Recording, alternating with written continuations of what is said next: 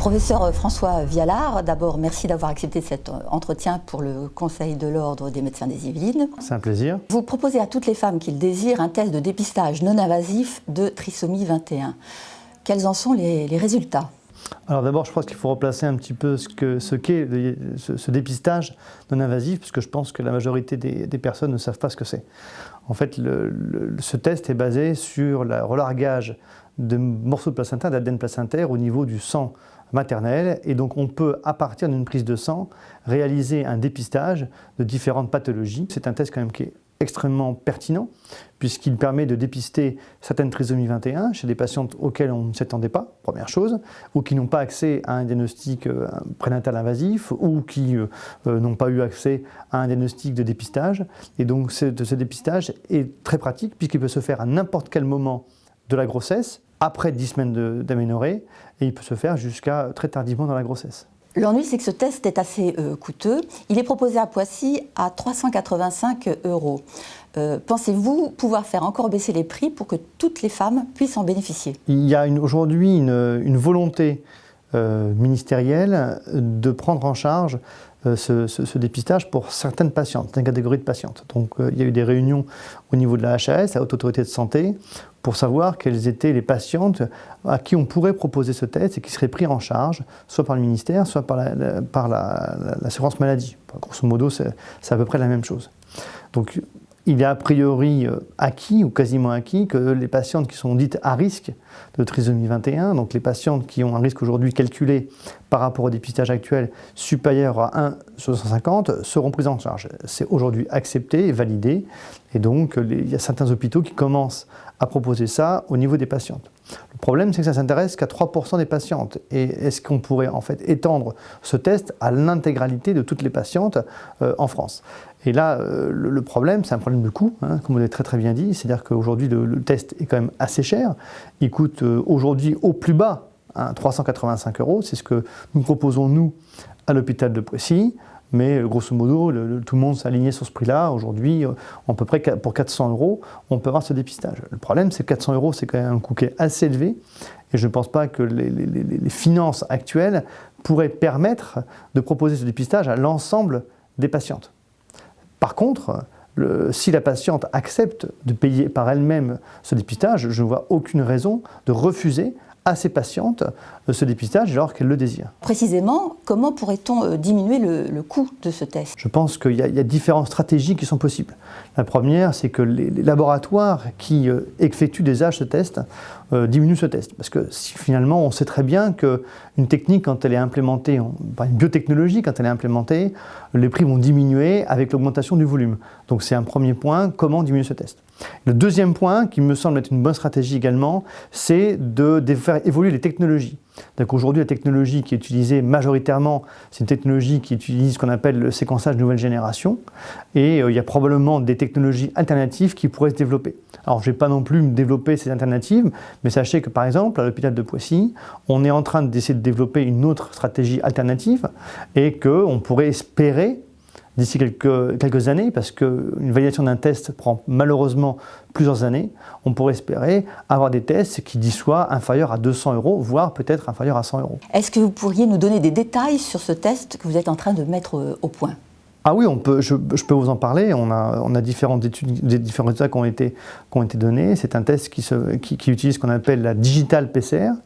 Et c'est un test qui ne répond qu'à une seule et unique question, ce qui a, de mon point de vue, beaucoup d'avantages. On en parlera peut-être à propos des problèmes éthiques tout à l'heure de ce dépistage dans le sang maternel. Et la stratégie que nous avons adoptée en collaboration avec l'hôpital Cochin et le professeur Jean-Michel Dupont, c'est de ne répondre qu'à une seule question, c'est-à-dire la question de la trisomie 21.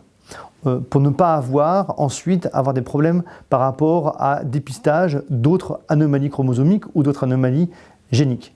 C'est notre stratégie, et donc si on ne cherche qu'à répondre qu'à une seule question, il est sûr que l'on peut faire varier les types d'analyse et donc se poser d'autres problèmes technologiques. Et c'est comme ça, à mon avis, qu'on pourrait arriver à diminuer les tests. Alors la France est un pays qui dépiste systématiquement la trisomie 21. C'est même le seul pays d'Europe qui dépiste systématiquement.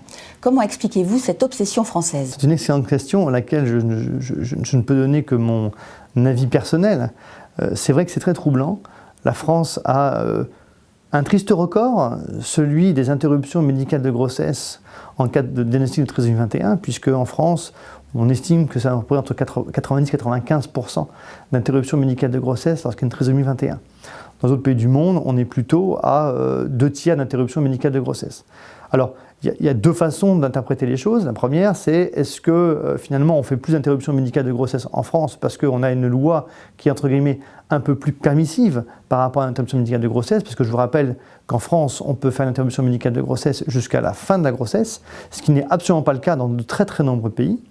Et la deuxième chose, c'est effectivement de se poser la question, est-ce qu'en France, on n'a pas une sorte de focalisation par rapport à un syndrome qui s'appelle la trisomie 21 ?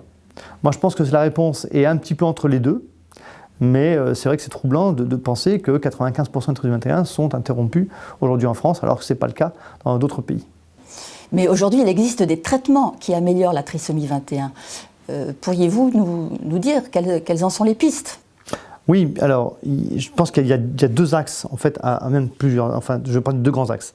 Le premier axe, et je crois que c'est quelque chose qui est sous-développé en France, c'est déjà l'accompagnement des enfants qui sont avec une trisomie 21. Je pense qu'en France, il n'existe pas de structure d'accueil des enfants atteints d'une trisomie 21. Et je pense que c'est un très très gros problème aujourd'hui qui pourrait répondre à la question précédente, c'est-à-dire pourquoi on a autant d'interruptions médicales de grossesse. Parce que je pense qu'on n'a pas de structure d'accueil par rapport aux enfants qui ont une trisomie 21. C'est-à-dire qu'on n'aide pas les parents et les familles à accueillir ces enfants de trisomie 21.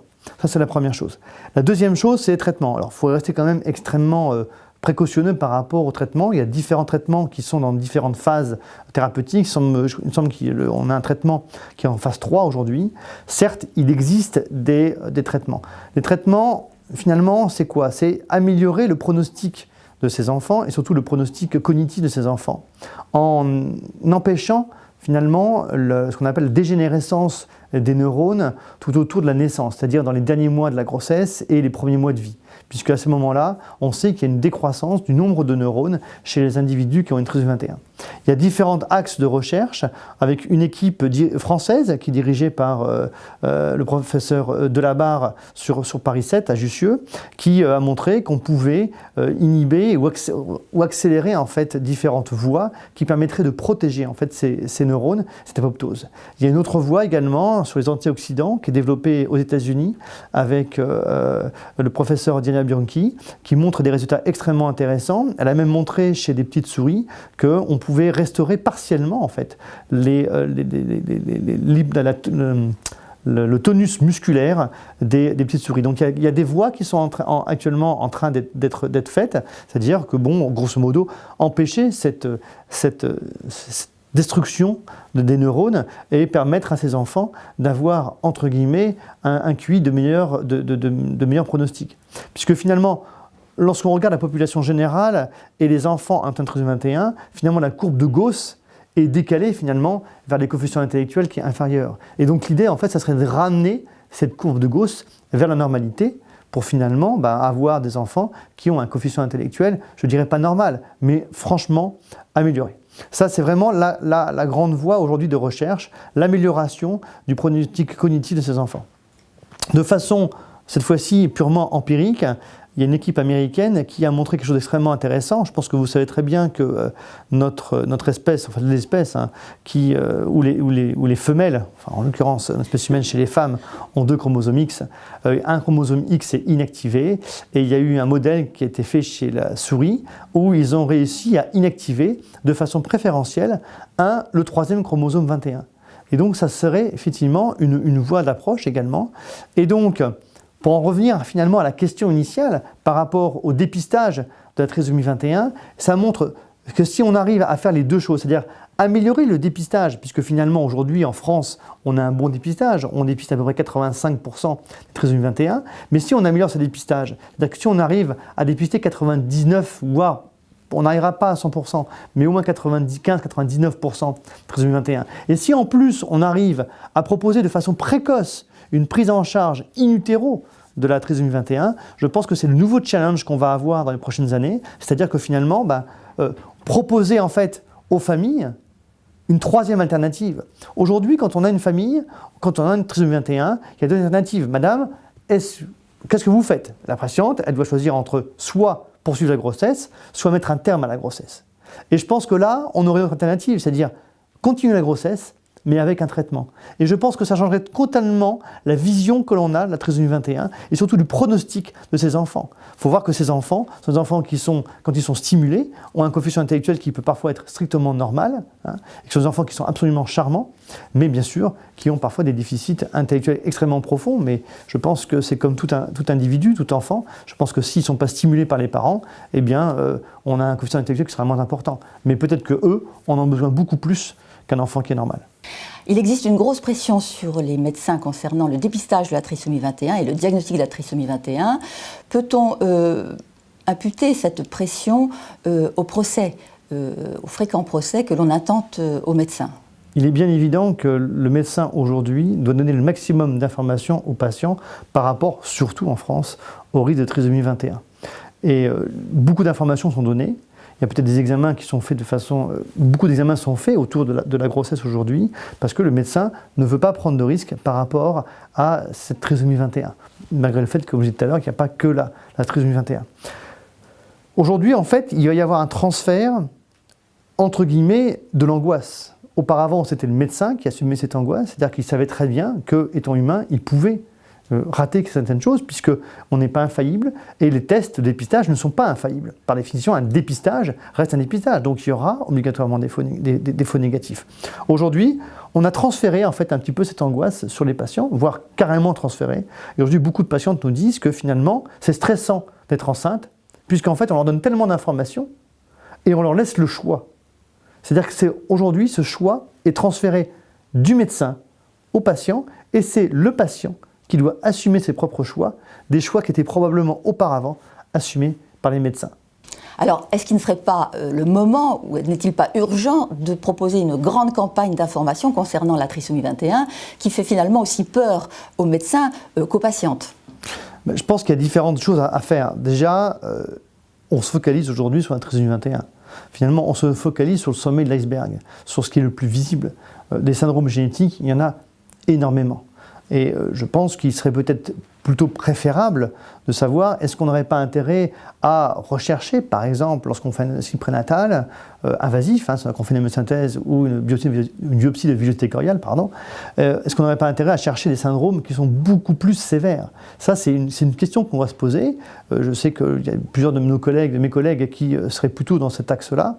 Aujourd'hui, on a un petit peu biaisé le débat avec la trisomie 21, le dépistage de la trisomie 21, qui est quand même globalement très efficace en France. Certes, il naît encore 400 à 500 trisomies 21, mais sachez qu'il y a beaucoup de syndromes qui sont bien plus graves, qui naissent aujourd'hui en France, et cette fois-ci, on parle en milliers d'individus. Donc, je pense qu'il va falloir un petit peu qu'on repense un petit peu notre politique de santé, peut-être sur les syndromes génétiques, parce que probablement, il y a des syndromes génétiques qui sont de pronostics extrêmement sévères. Je pense que vous en connaissez tous, vous en connaissez certainement également Odile, mais il y a des syndromes qui sont extrêmement sévères, qu'on ne dépiste pas aujourd'hui, et qui ont un pronostic vital très lourd. Professeur François Vialard, merci infiniment d'avoir accepté cet entretien et d'avoir accepté de répondre à nos questions.